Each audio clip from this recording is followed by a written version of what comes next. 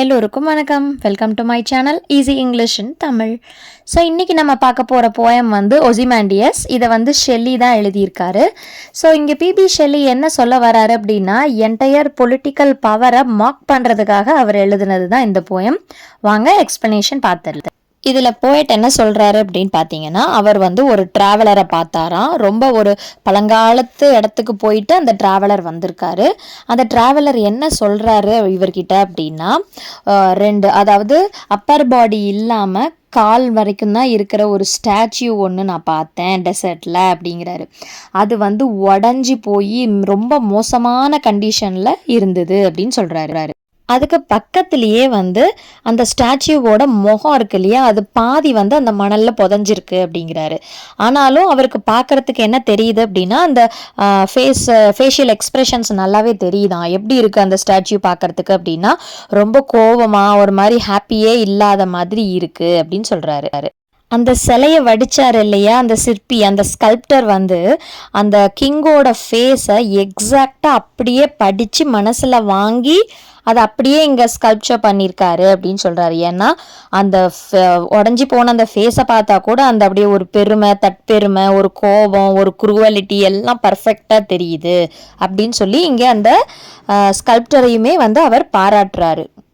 அதுக்கப்புறம் அவர் என்ன சொல்கிறாரு அப்படின்னா, அந்த ஸ்டாச்சு இருக்கு இல்லையா, அந்த லெக்ஸ் இருக்குன்னு சொன்னா இல்லையா, அந்த பெடஸ்டல்னால் அந்த சிலையை வந்து அடியில் ஒரு இது மாதிரி பீடம் மாதிரி செஞ்சு தான் வைப்பாங்க. ஸோ அதில் என்ன எழுதியிருக்கு அப்படின்னா, my name is Ozymandias, king of kings, look upon my works ye mighty and despair அப்படின்னு சொல்கிறாங்க. ஸோ அப்போ அவர் என்ன சொல்கிறாருன்னா, அதில் வந்து தற்பெருமையாக என்ன எழுதியிருக்கு அப்படின்னா, அவர் தான் வந்து ஒசிமாண்டியஸ் ராஜாவாம், நான் தான் ராஜாக்கெல்லாம் ராஜா அப்படின்னு அவர் சொல்கிறாரு. இது வந்து அவரோட பவரை குறிக்குது.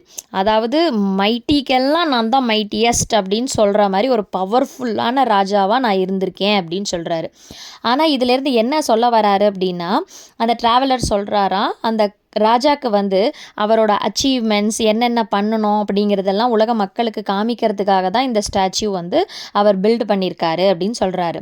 பட் ஆப்போசிட்டாக ஐரானிக்கலாக என்ன நடந்தது அப்படின்னு பார்த்தீங்க அப்படின்னா, ஸோ அவரோட ஒர்க் என்னென்ன அவர் பண்ணினார், என்ன சாதனை பண்ணாருங்கிறதும் அந்த ஏரியாவில் இல்லை. அவரோட சிலையை பார்த்துக்கிறதுக்கு கூட அங்கே ஆளே இல்லாமல் ரொம்ப மோசமான நிலைமையில் வந்து சேதமடைஞ்சு போச்சு சிலை. இதுதான் இந்த பாட்டோட ஐரணி. அந்த உடஞ்சி போன அந்த ஸ்டாச்சுக்கு பக்கத்தில் என்ன இருக்குது அப்படின்னா, பறந்து விரிந்து அந்த மணற்பரப்பு மட்டும்தான் இருக்குது, வேறு எதுவுமே இல்லை அப்படின்னு சொல்கிறாரு.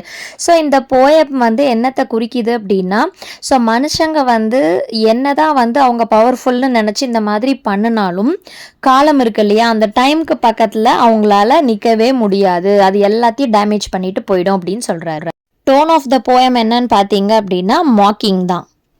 இந்த போயத்தோட தீம் ஆர் சென்ட்ரல் ஐடியா என்னன்னு பார்த்தீங்க அப்படின்னா, நம்ம ஸ்டாச்சுஸ் மட்டும் பில்டு பண்ணிக்கிட்டோம் அப்படின்னா நம்ம பவர்ஃபுல், நம்மளை எல்லாரும் ஞாபகம் வச்சுக்குவாங்கன்னு கிடையாது, நம்ம பண்ண நல்லதை வச்சு தான் ஞாபகம் வச்சுக்குவாங்க அப்படின்னு. இன்னொன்று வந்து இந்த மாதிரி அரகண்ட், அதாவது திமிரு பிடிச்சவங்க வந்து தான் தான் பெருசு அப்படிங்கிறதெல்லாம் பண்ணியிருப்பாங்க இல்லையா, அவங்களுக்கு இயற்கை வந்து அதால் எதை வேணாலும் அழிக்க முடியும் அப்படின்னு சொல்கிற மாதிரி இருக்குது. பொயட்டிக்கல் டிவைசஸ் என்னென்ன அப்படின்னு இப்போ பார்த்துடலாம். இந்த என்டையர் போயம் ஒசிமாண்டியஸ் வந்து ஒரு மெட்டஃபர் தான்.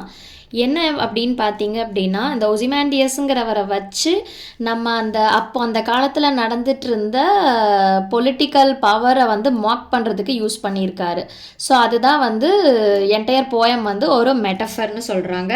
நெக்ஸ்ட் பார்த்தீங்க அப்படின்னா அலிட்ரேஷன் உங்கள் எல்லாருக்குமே தெரிஞ்சிருக்கும் இல்லையா, அந்த ஃபர்ஸ்ட் கான்சனன்ட் சவுண்ட் வந்து சேமாக இருக்கிறது எல்லாமே வந்து அலிட்ரேஷன்ஸ் தான். இப்போ இங்கே அலிட்ரேஷன்ஸ் நம்ம எடுத்துக்கிட்டோம் அப்படின்னா, இந்த பவுண்ட்லெஸ், பேர், இது அலிட்ரேஷன் தான். அதுக்கப்புறம் கோல்டு கமாண்ட், கிக்கு சவுண்டு வருது. அதுக்கப்புறம் sand stretches away, is sound. Next வந்து லோன் லெவல், இது எல்லாமே அலிட்ரேஷன். ஸோ நெக்ஸ்ட் ஒன் என்னன்னு பார்த்தீங்க அப்படின்னா, ஐரணி இருக்குது. ஸோ ஐரணி வந்து my name is Ozymandias, king of kings, இது வந்து ஐரணி தான். நான் தான் ஒசிமாண்டியஸ், கிங் ஆஃப் கிங்ஸ் அப்படின்னு அவர் சொல்கிறாரு. பட் அட் லாஸ்ட் அவரோட ஸ்டாச்சுவை பார்த்துக்கவும் ஆள் இல்லை, அவரோட பெருமைகள் பாடவும் ஆள் இல்லை. ஸோ இது வந்து ஐரணி தான் இங்கே. நெக்ஸ்ட் பாருங்கள், the hand that mocked them and the heart that fed இருக்கு இல்லையா, இது வந்து நம்ம என்ன சொல்லுவோம் அப்படின்னு பார்த்தீங்கன்னா சினெக்டொகே. ஸோ இது என்ன அப்படின்னா ஒரு பார்ட்டை எடுத்து ஒரு ஃபுல் இதை எக்ஸ்பிளைன் பண்ணுறது தான் இந்த சினெக்டொகே. ஸோ இங்கே ஹேண்டை மட்டும் குறிக்கிறாங்க, பட் ஹேண்டுங்கிறது வெறும் ஹேண்ட் இல்லை, அந்த ஸ்கல்ப்டரை இங்கே மீன் பண்ணுறாங்க. ஸோ இது வந்து சினெக்டொகே. இன்னொன்று வந்து my name is Ozymandias king of kings. Again இது ஒரு ஐரனியாகவும் வருது. இன்னொரு இடத்துல என்னவா வருது அப்படின்னு பார்த்தீங்க அப்படின்னா ஹைப்பர்போலே. ஸோ ஹைப்பர்போலேன்னா உங்களுக்கு என்னன்னு தெரிஞ்சிருக்கும், ரொம்ப எக்ஸாஜுரேட் பண்ணி பெருசாக சொல்கிறது. So my name is Ozymandias king of kings, நான் தான் பெரிய இவன் அப்படின்னு ரொம்ப ஓவராக எக்ஸாஜுரேட் பண்ணி சொல்கிறதுனால இது ஹைப்பர்போலே. ஸோ நம்ம வந்து பொய்டிக்கல் டிவைசஸ் எல்லாம் டிஸ்கஸ் பண்ணியாச்சு. ஸோ இந்த வீடியோ உங்கள் ஃப்ரெண்ட்ஸ்க்கு யூஸ்ஃபுல்லாக இருக்கும் அப்படின்னு நினச்சிங்கன்னா கண்டிப்பாக ஷேர் பண்ணுங்கள்.